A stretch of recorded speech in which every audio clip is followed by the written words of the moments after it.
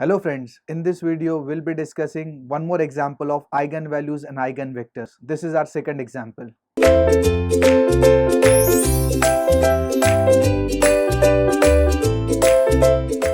So friends, in the last example we found out eigenvalues and eigenvectors. This is our second example and the example is quite similar to first example.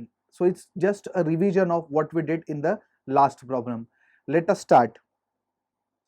First of all, your problem is always a matrix and you're going to always assume it to be determinant.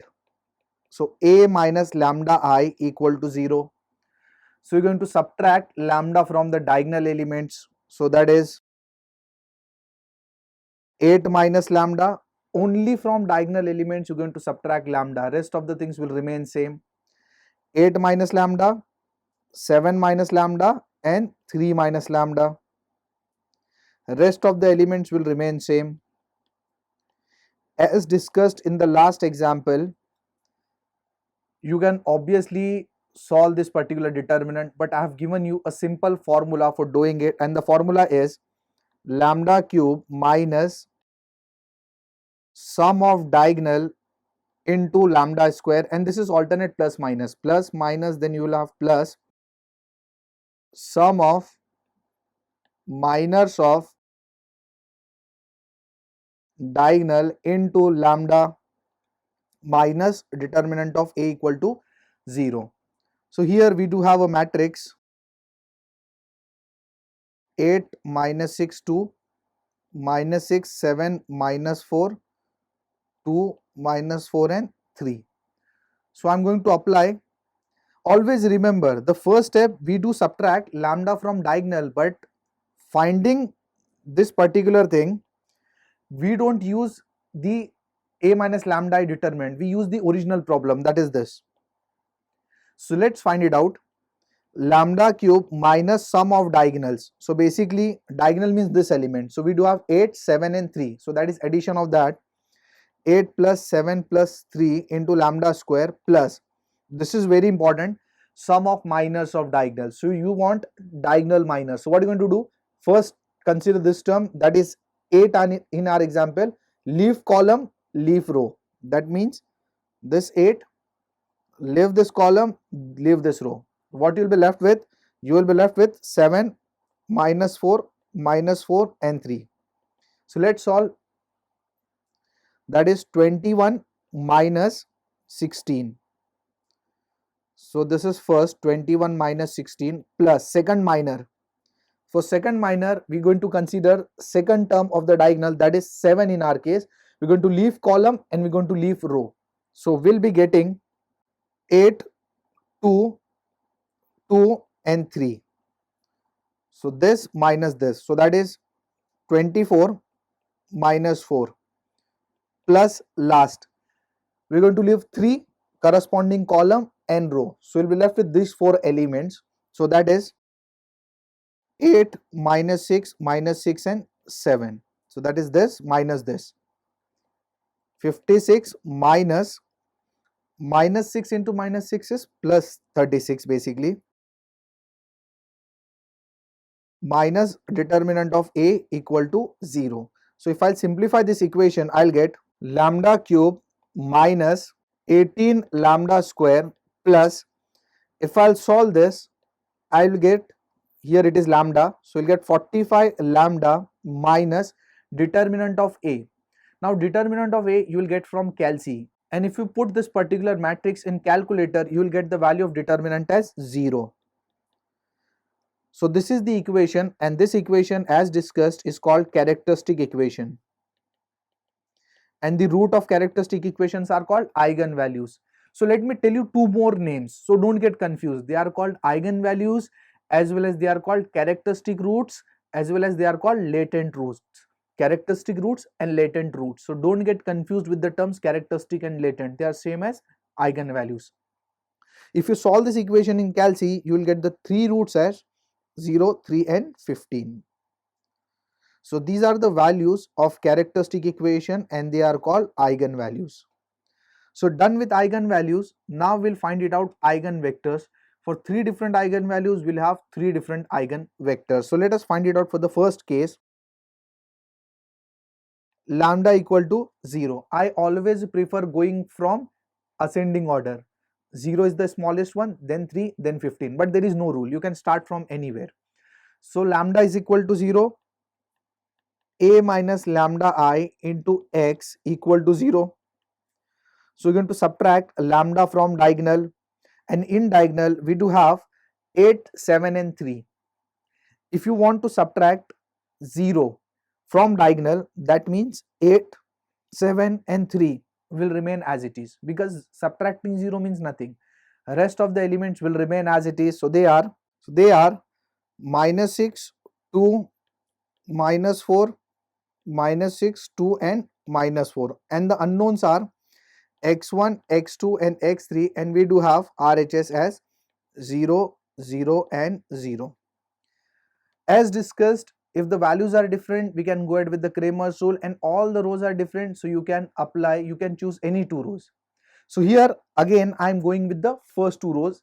Choice is yours. 1, 3, 2, 3 will do, no problem. So let's form equation from this. 8x1 minus 6x2 plus 2x3 equal to 0, and the second equation is minus 6x1 plus 7x2 minus 4x3 equal to 0. I am going to apply by Cramer's rule x1 upon minus x2 upon and x3 upon. Remember, with x2 we do have minus sign. So for x1, x2 and x3, for x1 I am going to leave this part. I am going to write down x2 coefficients and x3 coefficients. So we do have minus 6, 2, 7, minus 4. For x2 I am going to leave this. I am going to write down on this. So we do have 8, minus 6, 2 and minus 4. For x3 I am going to leave this, going to write it down this x1 and x2 coefficients. So they are 8, minus 6, minus 6 and 7. Let us simplify. So x1 upon its determinant, this minus this,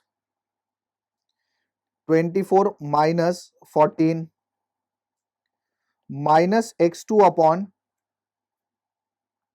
minus 32 minus 2 into minus 6 is minus 12, and x3 upon minus 36. So basically you will get x1 upon 10 minus x2 upon minus 20 and x3 upon 20. So this will be cancelled. So what is the vector that you got? x1, x2 and x3. So here it is 10, 20 and 20. Now we can observe 10 is common, so you can divide by 10. So the final vector is 1, 2 and 2. So we found out for lambda equal to 0. Now we are going to check for lambda equal to 3 and finally lambda equal to 15. So case number 2 is lambda equal to 3. First step is same, a minus lambda I into x equal to 0. Now we need to subtract lambda equal to 3 from the diagonal elements. So it will be, we were having 8, 7 and 3. So we're going to subtract 3 from the diagonal elements. So that will be 5, 4 and 0. As discussed, only subtraction from the diagonal elements that indicate rest of the elements will remain same. The elements are minus 6, 2, minus 4, minus 6, 2 and minus 4. Now friends, as discussed, we're going to apply Cramer's rule. We do want 2 different rows, and here all the rows are different. So again I'm choosing first and second. Let's form equation 5x1 minus 6x2 plus 2x3 equal to 0, minus 6x1 plus 4x2 minus 4x3 equal to 0. Let's apply Cramer's rule. So x1 upon minus x2 upon and x3 upon. So with x1 we'll have, I'm going to write it down, x2 and x3 coefficients, minus x2, leave this part, take this. So that will be 5 minus 6, 2 minus 4, and with x3 leave this part, write down these coefficients. So they will be 5 minus 6 and 4. So x1 divided by, that is 24 minus 8, minus x2 divided by minus of minus 12, and x3 divided by, so x1 we do have 16, minus x2 we do have minus 8, and with x3 we do have minus 16. So the vector is, this will be cancelled, 16, 8 and minus 16. Here you can observe 8 is common, so you can divide by 8, so you'll get 2, 1 and minus 2. So this is the vector corresponding to lambda equal to 3. Now let us find it out, the last vector, that is lambda is equal to 15. So case number 3 is lambda equal to 15. A minus lambda I into x equal to 0. Now we do have lambda equal to 15. So 15 will be subtracted from the diagonal elements. So that will be, so in diagonal we do have 8, 7 and 3. So 15 will be subtracted. So this is minus 7, minus 8 and minus 12. Rest of the elements will remain same, minus 6, 2, minus 4, minus 6, 2 and minus 4. Unknowns are x1, x2 and x3, and RHS is 0, 0, 0. Need to apply Cramer's rule, you can choose any two rows. So let me go ahead with the first and second. Minus 7x1 minus 6x2 plus 2x3 equal to 0, first row. Second row, minus 6x1 minus 8x2 minus 4x3 equal to 0 by Cramer's rule, x1 upon minus x2 upon and x3 upon. So x1 upon, we do have, you're going to leave x1, you're going to write x2 coefficients and x3 coefficients. So that will be minus 6, minus 8, 2 and minus 4. With minus x2, with x2 you will be having x1 and x3, and with x3 you will be having x1 and x2. So here it will be minus 7, minus 6, 2 and minus 4, and with x3 we do have minus 7, minus 6, minus 6 and minus 8. So with x1 in the denominator, 24 minus 16, minus x2 divided by 28 minus of minus 12, and with x3 we do have minus 36. So x1 divided by 40 minus x2 divided by 40 and x3 divided by 20. So while writing the vectors, you need to take this minus into consideration. So for writing vectors, you need to consider this minus sign also. The vectors are x1, x2 and x3. So x1 we do have 40, x2 is minus 40 and it's 20.